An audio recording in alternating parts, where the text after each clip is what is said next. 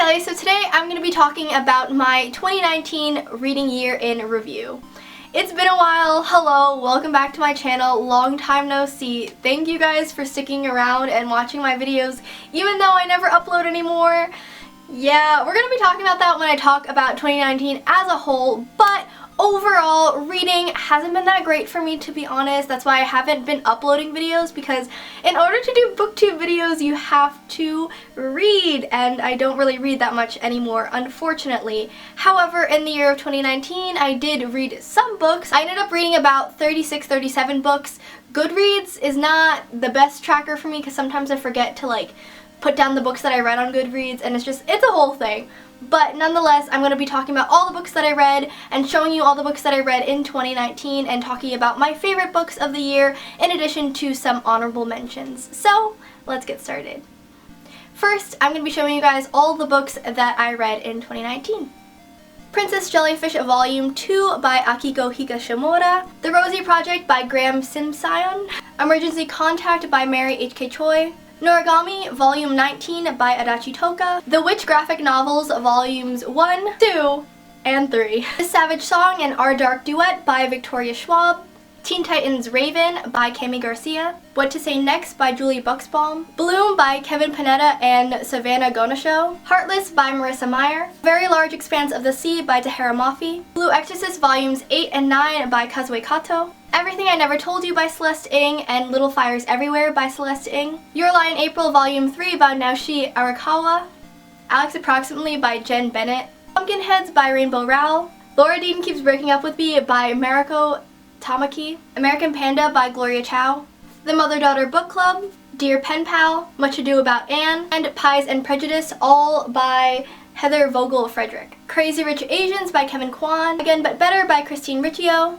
The Rise of Kyoshi by F.C. Yi, Six of Crows by Lee Bardugo, Scythe by Neil Schusterman, Glister by Andy Watson, Harry Potter and the Goblet of Fire, Harry Potter and the Order of the Phoenix, Harry Potter and the Half-Blood Prince, and Harry Potter and the Deathly Hallows by J.K. Rowling. So those are all the books that I read in 2019. There's about 37 of them.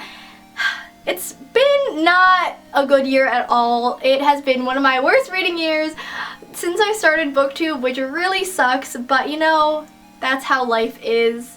But this year in 2019, I did happen to read an audiobook, 2 audiobooks for the first time, and my favorite audiobook that I've listened to this year was Scythe by Neil Schusterman. I had a lot of fun while reading it. I have a favorite new author of 2019, and that is Celeste Ng. I absolutely fell in love with her writing and her books. And in 2019, as you saw, I reread a lot of books, specifically the Harry Potter series. I've only reread books like 1 through 3 in the past, and it's been great to revisit the story and reread the rest of the books in the series. So I read a lot of average books this year, but I read a lot of reread books, which of course I know that I loved, so of course I rated them 5 out of 5 stars, like all the Harry Potter books, Six of Crows, stuff like that.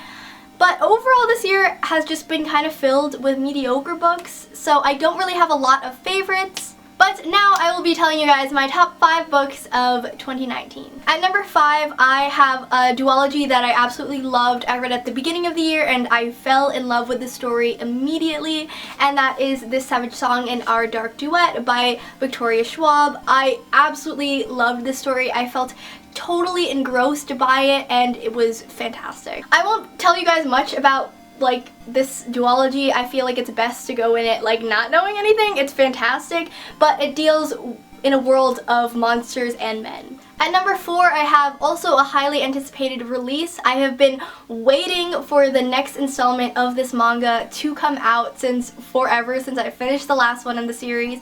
This is one of my favorite manga series, and it is also one of my favorite anime, and that is Noragami Volume 19 by Adachi Toka. I absolutely adore this story. I am so excited for the next one to come out. I literally cannot wait.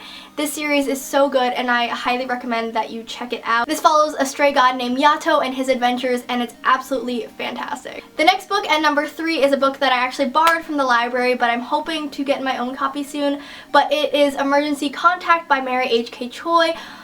I love this book for some reason. There's nothing really groundbreakingly new about it. I guess I just really loved the main character and I fell in love with the story. It just follows the story of a boy and a girl, and they decide to become each other's emergency contacts. So whenever they need something, they text each other, and it's just such a fun, lovely story to read, and I just had a lot of fun reading it. I feel like at this point my top 2 are pretty predictable, but anyway, at number 2 I have Little Fires Everywhere by Celeste Ng.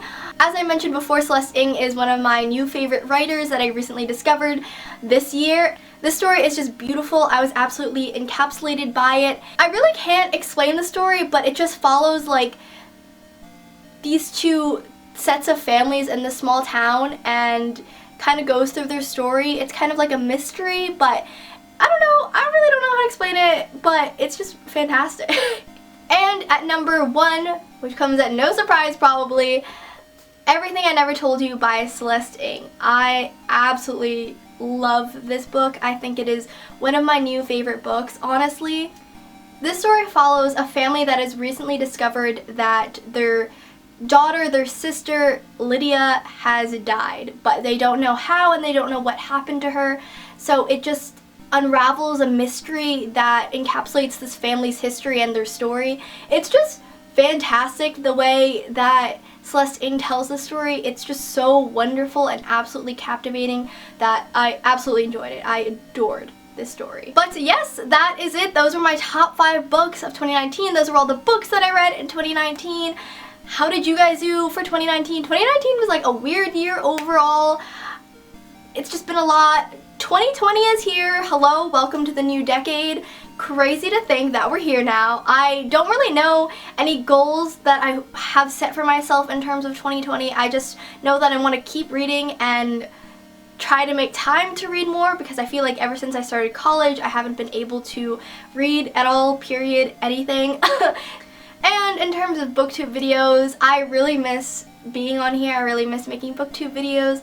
So hopefully in the future, fingers crossed, that, you know, I upload not once a year.